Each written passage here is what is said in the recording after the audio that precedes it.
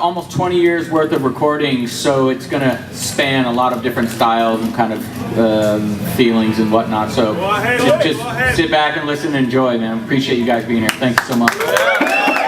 When I was asked to be part of Powell, I was amazed too. You know, I looked up to them as well. So I'm super grateful to have been part of that experience.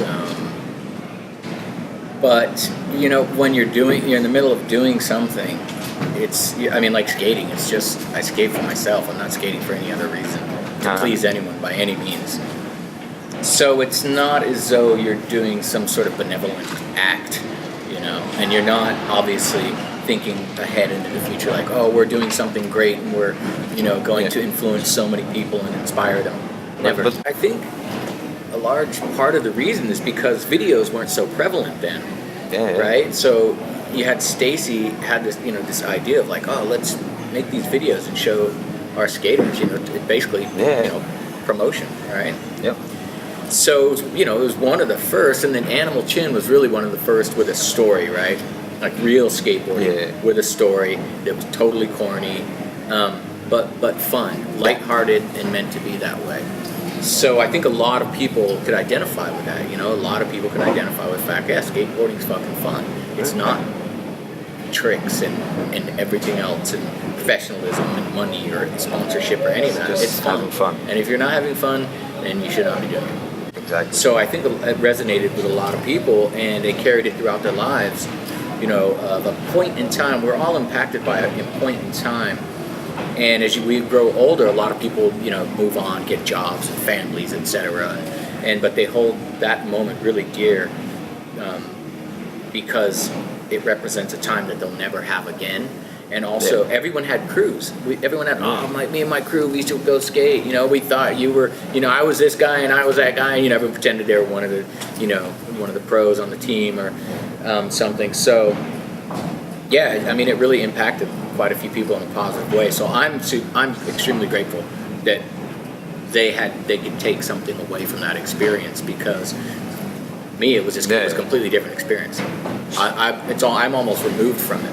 It's interesting. Well, luckily I got Levi's to help out with the tour. I started playing music when I was really young, and before any of that happened, you know, the professional skating, I was skating then, but it was when punk music came into my life in the late 70s, that really influenced me because it was different and something that spoke to me, and I'm not quite sure why. Maybe I was young and full of anger and just fucking a little punk kid anyway, so it was something that I can identify with, being different, you know, and being a black sheep of kind of everything, because skateboarding already made you a black sheep. You were already seen as, you know, a no good. The way it actually happened, the first album happened, was because of a video I made, a skate video called Amigos. It was in my 40s. It was a clothing company that I did, you know, a while ago. And I did all the music for it, filmed everything, and put this video together of friends and people that I admired, you know, skaters.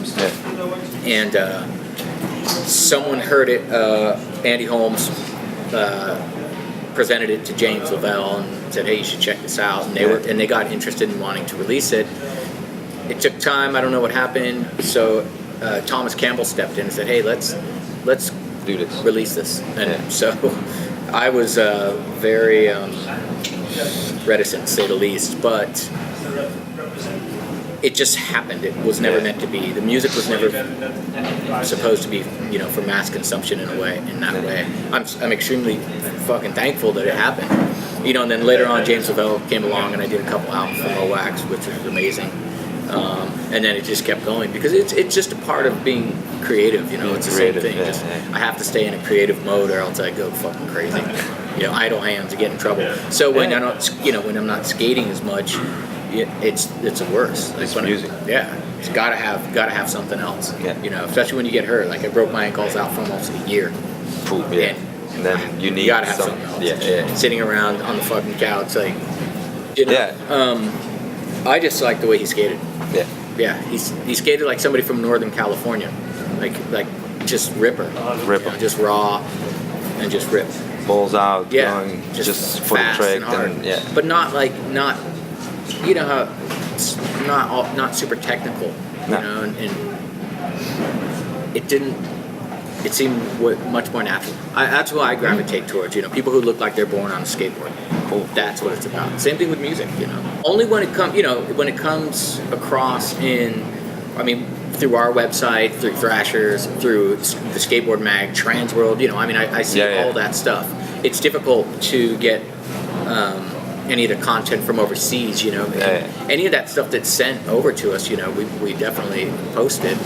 Like Nassim, he's been getting a lot of coverage. He's going balls out, man. Yeah. So and you know, if you're that good, no one can deny you. You know. Yeah. It's people are going to find out who you are. You know, that's the thing about skating. If you rip, people are going to tell other people, and it resonates from there, right? Yeah. Deluxe skaters tend to be more like hardcore skate rats. Yeah. And that's what we sort of gravitate towards, you know, and we admire a bit more. People who just skate. I'm the art director for Brigade, and so I oversee all that stuff, and they know that what I do. So Jim Thiebaud, he runs the company, you know, has for years and years, and he's the one who holds it down, and he knows, you know, he knows I gotta go. This is much better for Deluxe, me being here than sitting in front of a fucking computer. Cool? Yeah. Thank you. Thank you for your time. Thank you. Thank you guys so much. Cheers.